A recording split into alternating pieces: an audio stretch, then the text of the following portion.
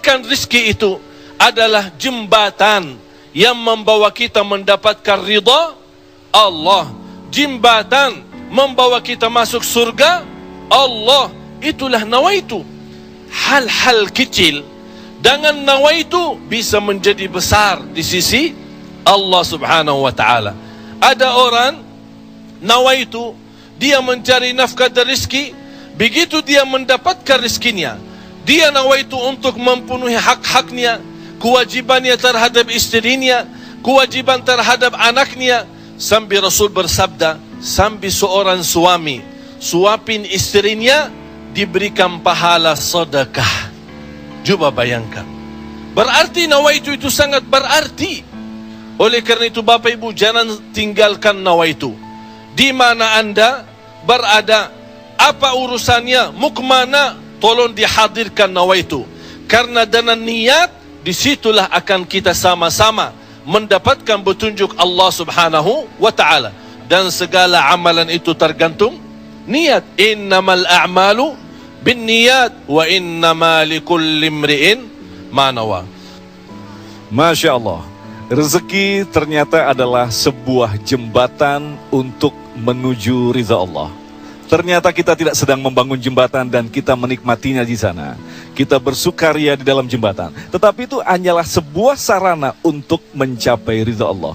Kita patut bersyukur bahwa kita telah dipahamkan kembali bahwa bukan tujuannya untuk mengumpulkan rizki sebanyak-banyaknya. Tetapi apakah kita mampu membangun sebuah jembatan sekuat-kuatnya untuk menuju ridha Allah. Pemirsa, tetaplah bersama Damai Indonesiaku.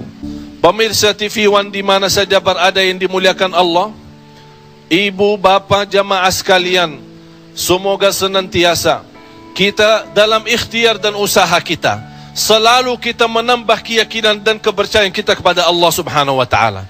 Hari ini kita berusaha berikhtiar menghadapi sedikit kesulitan dan kesusahan. Jangan kita berkata, kenapa Allah tidak melancarkan rizki dan usaha saya? Tapi harus bertanya kepada diri kita, apa salah saya? Apa kekurangan saya? Barangkali kalau kita muhasabah diri, oh ternyata hari ini saya merasa susah rizki karena ketiduran salat subuh tadi. Saya merasa malam ini tidak lancar karena saya lupa baca Al-Quran. Saya hari ini merasa tidak baik karena saya ketinggalan salat malam. Inilah muhasabah diri. Al-Imam Muhammad ibn Sirin pernah dia mencela orang, mencaci maki orang. Inti orang miskin. Orang itu tersinggung. Kata Al-Imam Muhammad ibn Sirin, saya menunggu ucapan saya ini, menunggu akibahnya, menunggu balasannya 40 tahun. Coba bayangkan, hanya satu ucapan dia takutin, dia fikirkan, apalagi perbuatan. Bapak Ibu, berapa banyak perbuatan kita salah, berapa banyak kita melanggar aturan Allah, berapa kali kita menjauhkan diri dari perintah Allah, padahal kita semua hafal. Wa man yattaqillaha yaj'al lahu makhraja. Barang siapa yang takwa kepada Allah, akan Allah jaminkan diberikan jalan keluar dari segala kesusahan, dari segala kesempitan. Berarti kalau kita berdoa, kita berikhtiar, kita berusaha, tapi masih kita menghadapi kesusahan dan kesulitan, pasti ada sesuatu yang tertinggal. Salah satu amalan di samping ikhtiar dan usaha kita adalah zikrullah, terutama istighfar. Karena termasuk istighfar adalah salah satu kunci mendatangkan rizki. Rasul kita sallallahu alaihi wasallam bersabda, "Man lazimal istighfar ja'alallahu lahu min kulli hammin faraja wa min kulli dhiqin makhraja wa yarzuqhu min haitsu la yahtasib." Barang siapa yang sepanjang waktu selalu beristighfar. Saya selalu sampaikan hadis ini dan saya meminta kepada jamaah, tolong berbanyak istighfar. Mereka membatasi istighfar di waktu tertentu saja, padahal sebaik istighfar itu sepanjang waktu, pagi, siang, sore, malam. naik motor, jalan kaki, naik bis, mau kemana-mana, tidak keberatan kita membasahi lidah dengan istighfar. Malah ada seorang sahabat Rasulullah sallallahu alaihi wasallam, "Ya Rasulullah, berikan kepada aku amalan yang menjaminkan aku masuk surga." Rasul menjawab, "La yazalu lisanuka ratban min dzikrillah." Basahi lidahmu dengan zikir kepada Allah. Kunci rizki bapa ibu adalah zikrullah. Kunci rizki zikrullah, di antaranya istighfar. Allah subhanahu wa ta'ala menjaminkan dalam Al-Quran di surat Nuh, "Faqultu astaghfiru rabbakum innahu kana ghaffara." Apa manfaatnya istighfar? Yursilis samaa alaikum midrara wa yumdidukum bi amwalin wa banin wa yaj'al lakum jannatin wa yaj'al lakum anhara. Dengan istighfar terjamin keturunan. Dengan istighfar kemudahan rizki. Dengan istighfar kelancaran usaha. Dengan istighfar kesembuhan dari penyakit. Dengan istighfar banyak kemudahan dan kemuliaan yang kita dapat.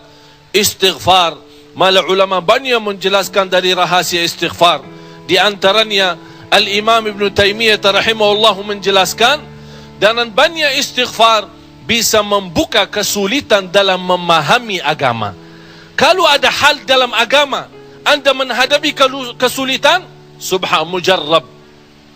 Saya mohon, kalau anda lagi baca buku, atau anda mendengar sebuah ceramah, atau anda membahas sesuatu masalah, tapi anda merasa belum mantap pemahamannya, masih ada kesulitan untuk memahami soalan itu, atau mencari jawab pertanyaan, subhanallah, sibuk dengan istighfar. Wallahi, demi Allah Bapak Ibu, itu mujarrab.